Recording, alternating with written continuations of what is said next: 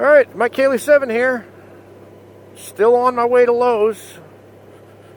Figured I'd make another video as I was going. Let's see if this Harley rider waves. Hey, he did. Alright, good for you, pal. Look at the birdhouses. Can you see the birdhouses? There's a lot of this kind of thing around here. People like these little bulbous birdhouses.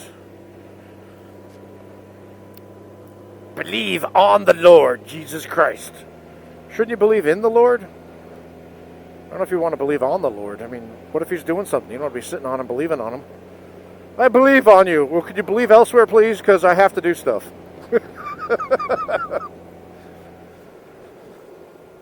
So this topic for now is going to be about a conversation I'm having with a gentleman named Saddlebag on the YouTubes.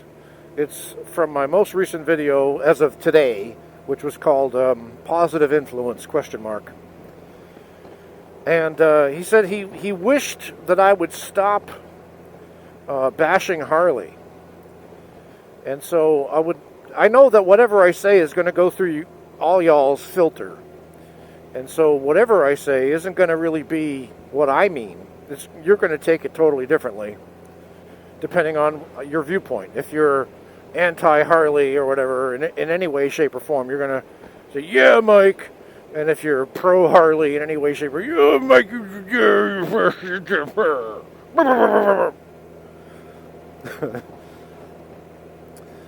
I preface this by saying I owned Harley Davidsons from 2006 to 2019. And I had a 2003 Softail Standard with a Stage 1 SNS kit. That was an awesome bike. Loud. I had a 2005 Road King Classic with a Stage 1 in it with Reinhardt's. Beautiful. Most beautiful bike I've ever owned. I had a 2014 Ultra, not the Limited, no liquid cooling. I had a Stage 2 on that. I had the 585 cams. That sounded sweet, but it was loud and it was hot. The Milwaukee 8 engines run hot. I wonder where this is. I've never come down this road before. Oh, is that where I am? Oh, down here by Clayton. All right, cool. I'm hip to the jive on this one. I'm going to keep going. I'm just meandering my way to where I'm going in 88-degree heat, full sunshine.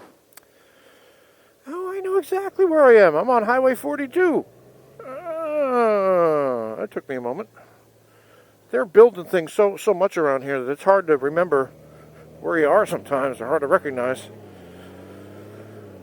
And the Lowe's is straight ahead, which means poop. I'm going to be out of time. Oh, there's the cops. All right, I'm going to try to go fast. So anyway, Saddlebag, you were saying that, you wish I wouldn't downgrade Harley so much. So I want to clarify, I'm not downgrading Harley. I'm not saying that Harley isn't fine. I mean, Harley Davidson is a great brand. They make great bikes. You cannot question that. The fit and finish, wonderful. I think I had a 103 with the 14. It wasn't a Milwaukee 8. It was a 103 with the Stage 2, my Ultra. I called it the Phoenix because it renewed my love of riding, especially after that crash I had in 2010 on my Road King. Leaning too hard. So anyway, that Ultra,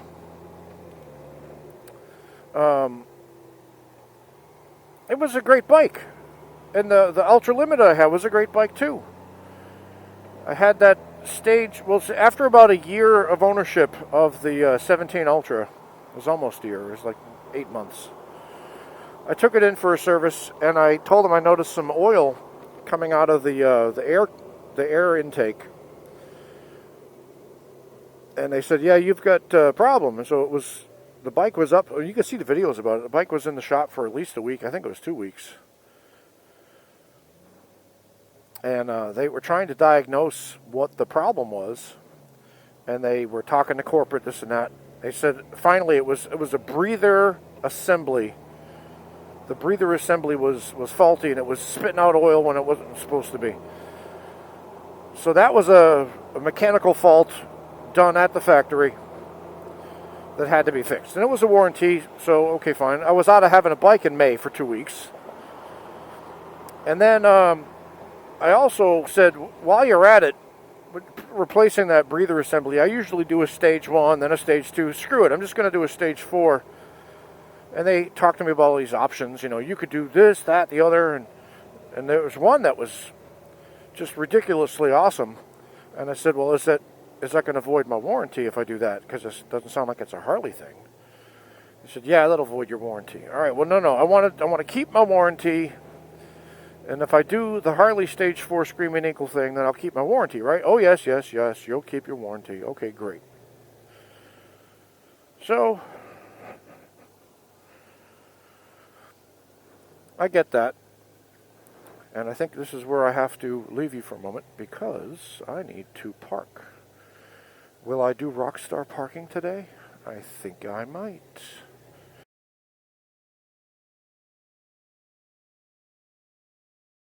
All right, magically, I'm back. I think I left my phone right there the whole time. Retard. All right, I got a little story for you. As I leave the Lowe's now.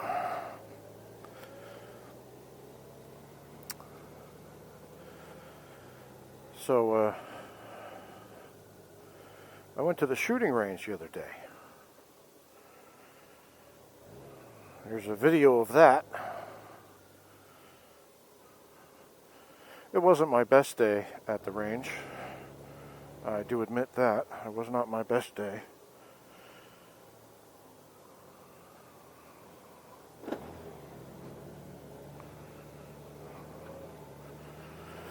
But anyway, I get to the range and it's very, very sandy going down there. And I thought, you know what, I don't want to risk it because it's sandy and then there's like really big rocky gravel. When you get down, it's like a mile down. And I thought, they got go-karts or golf carts. So I said to the guy, can I use one of your golf carts to get on there because I'm on a bike? He said, well, we can have so-and-so come and meet you, lead you down there, drive you down there, whatever. I'm like, well, whatever you want. So the guy shows up, nice guy. And he says, you're on a bike, huh? I said, yeah. He says, are you on a Harley? I said, nope. I'm on a 2019 Goldwing Tour DCT. He says, forget it, I'm not going to help you. Now, he meant it as a joke. He was from Michigan, so I get the humor. But at the same time, never in all my years of owning a Harley, never did I ever have somebody make that kind of joke. Like, what kind of bike do you ride? Oh, I ride a Harley. Oh, then I'm not going to help you. It's only since I got this Honda that I get that kind of attitude. Even joking. Even though it's joking, it's like, it's not, I'm not going to help you because you ride a Japanese motorcycle. It just doesn't make any sense. But, you know, people are people. And he was fine, you know, he was kidding. And he helped me. Look at this guy trying to drive across the parking spaces. You gotta have your head on a swivel around here.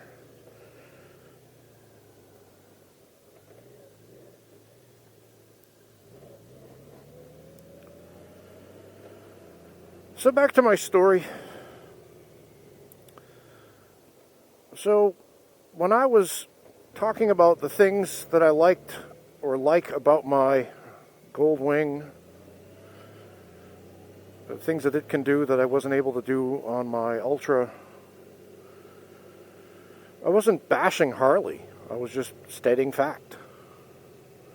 I'm not misrepresenting Harley Davidsons and what they can do. I'm not misrepresenting what a Honda can do, what this Honda can do.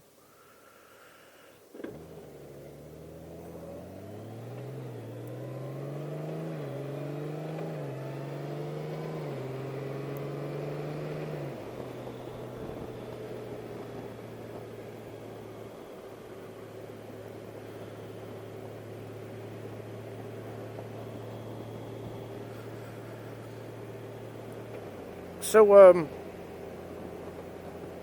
Saddlebag was saying that on his Road King, he can do everything that I do.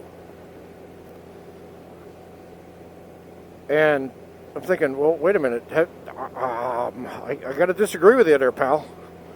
I used to own a Road King, and there's no way in hell I could do that stuff then. I was on the back of the Dragon with that thing, and I did as good as I could, and it felt great, but it wasn't this. And then I know that people can argue, well, that was an older suspension. Okay, fine. I had a 2014 Ultra, which was the Project Rushmore, that had the new suspension, which, by the way, is made by Showa, which is a subsidiary of Honda. Mentioned that before when I owned Harleys. It's American. No, Showa is not. It's a subsidiary of Honda. So, your wonderful suspension is courtesy of Honda. Anyway. Does it really matter? If suddenly I found out that there was an American something on here, on this bike, would I love it any less? No. Why does it have to be less to have from another country? I don't get it. So, yeah. On my 14 Ultra, I had the gray suspension. Couldn't do what this can do. On my 17 Ultra Limited, I had the good, even better suspension, I guess. It was just 3 years later, right? So, 17 Ultra, Milwaukee 8, with a stage 4. Now, I did notice a suspension difference between the 14 and the 05 Road King. Definitely light years ahead. And then the 17 to the 14, even better. And the power was better. And then I got a stage 4, and that bike would go. But it still wasn't this. It still wasn't this. And I did 18,000 miles on that Ultra Limited.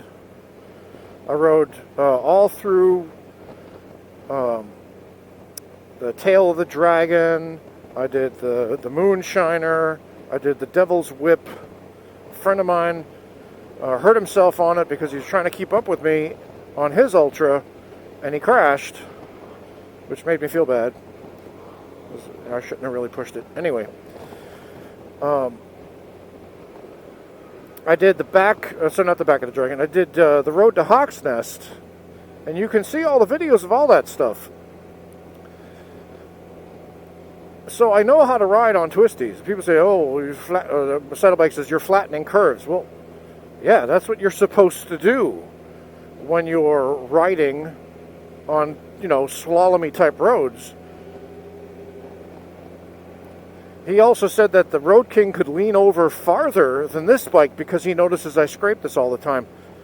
I don't know if you realize that when I'm scraping this, I'm leaning it over really far.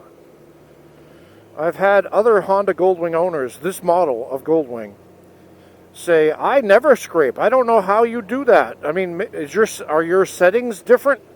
Why do you scrape all the time? It's because I push the bike to its absolute limit. How do I know? Because I've reached the limit. I think I'll go this way. That's a 4-way stop anyway, so we're good.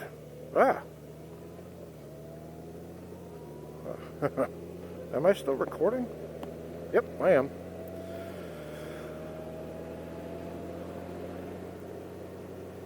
This bike can lean over farther than my Ultra ever could. This can lean over farther than my Road King could back then. And the suspension hasn't changed so significantly between the 05 Road King and whatever Road King's out now. There's not going to be that big of a difference where the lean angle suddenly changed and making it better than this. And this is not the same as the previous generations of Goldwings. This is a whole new beastie. Lamented by the older Goldwing crowd. They don't like it. It's too sport bike-like. This is more of a sport tourer. If you know anything about this particular bike, you know that this is more of a sport tourer. People say, it's not a sport tourer. Well, you know what? It went up against the BMW K1600, and the people that reviewed it liked this better. So, and they were Europeans. You'd think that they would like the BMW better, but no. Oh, where am I? Where is this? Oh, is this where I am? Cool. Yes. Cleveland Road, yes. This is exactly where I wanted to be.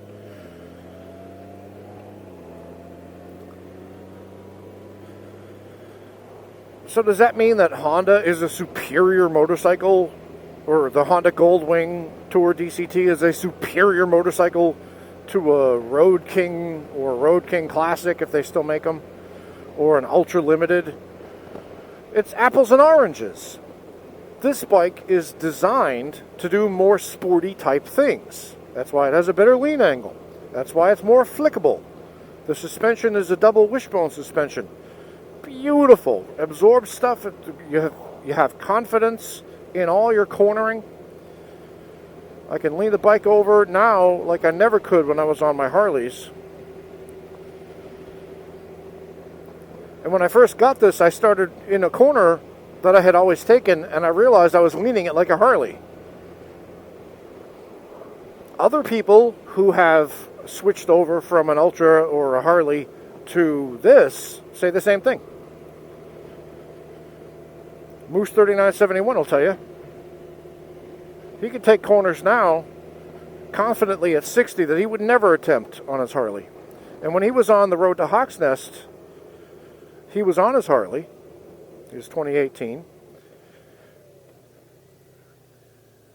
Where is this? I'm going to go south.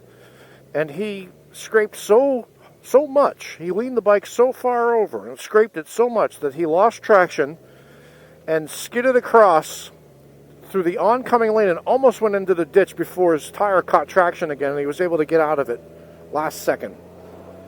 If somebody had been coming the other way, he would have been dead. So he went as far as that bike could go and then surpassed it. And when I was on my Ultra, I did the same thing in a different corner. I didn't scrape it, but this decreasing radius corner caught me. And even though I was leaned over really good, the bike just wanted to go straight. I was looking into the corner and everything.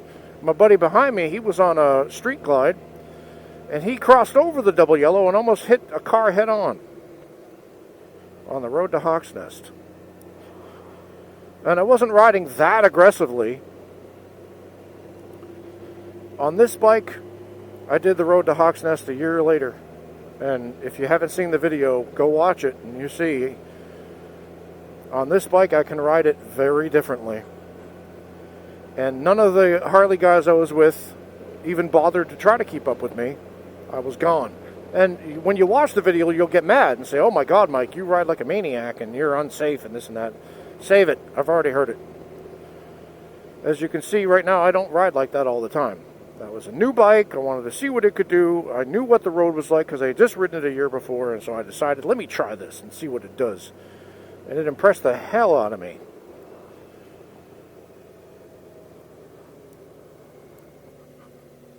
Am I back on Cleveland Road again? Yeah, I'm back. I just made a big circle. No matter.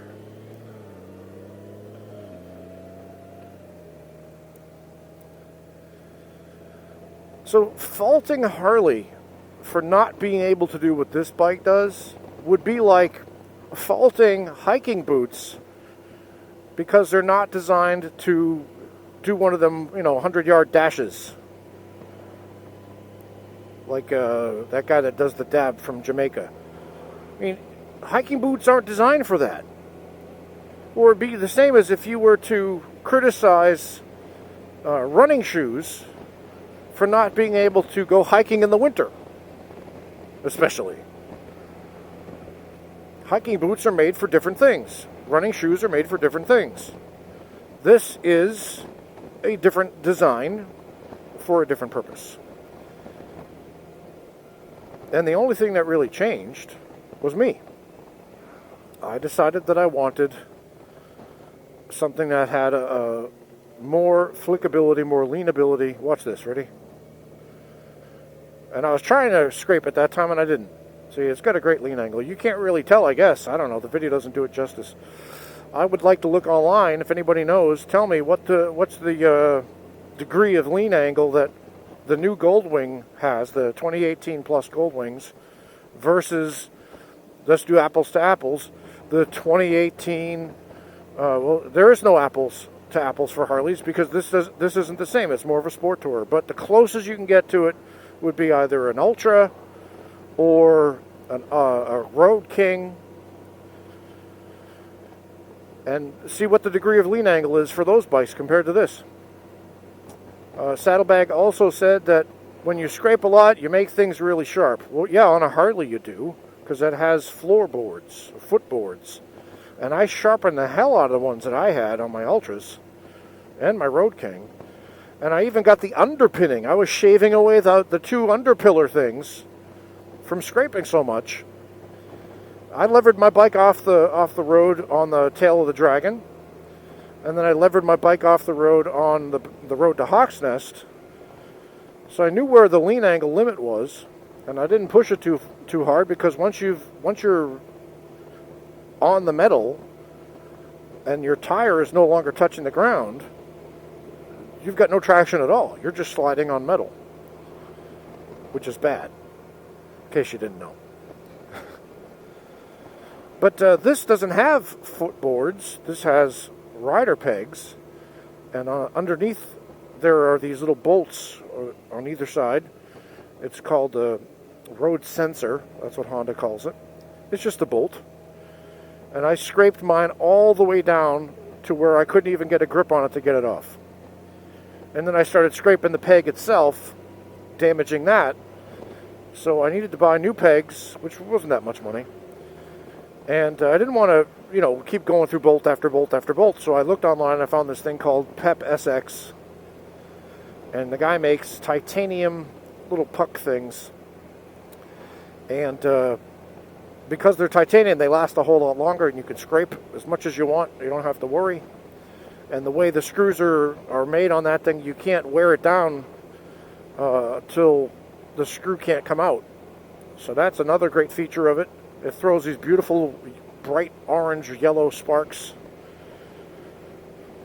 You've probably seen in some of my videos. And so because I know I have those on, I scrape and scrape and scrape. I've even scraped the engine guard up to the front and the exhaust guard on the back. I've scraped both of those because I leaned it way over, and of course there's a bump, and so the bike goes even farther down. I've scraped the exhaust shields underneath the engine exhaust shields. I've scraped them.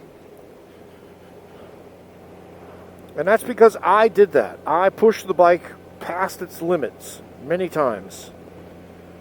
And the limit is farther to get to than on my Harleys. And it's not Harley's fault. They're not designed for that. They're designed for more of a cruise, a tour. You sit back, you relax, you kick your feet back, you have a good time. If you want to crank it, you crank it. You're pretty much going to be going in a straight line cranking it. And that's what the Harleys are for. They're comfortable. The seat, you can get seat mods on them that'll make them a lazy boy on wheels. And I loved mine because that was the kind of riding I was into back then. And then I slowly evolved over time to change to this more of a twisty speed demon kind of guy. And so this bike is better for that. For that. There are things about this bike that are not better. If you're two-up touring, I wouldn't recommend this bike. Not at all. Especially if you're a normal-size American now, which, normal-size Americans are bigger now than they ever have been. So if you're a 200-plus pound person, and you've got a wife who is, getting up there too in that range, then you probably don't want to have this particular bike, because you're going to overtax the weight, the carrying capacity of the bike. It's not going to be comfortable. You're going to feel cramped. Two people.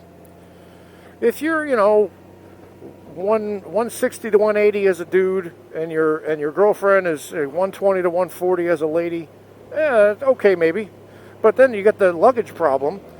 The tour pack on the back isn't as big as the Ultra, not as big as the old Goldwings. And the saddlebags, same thing. So you're going to have limited storage capacity if you're two-up touring, and that sucks. So if you're on an Ultra and you're doing that kind of two-up grand touring, that's better. And you're not going to be tackling the twisties like a maniac when you have two up. At least not most people. Where is this? Is this 210? Yes, this is. This is 210. Ha ha ha.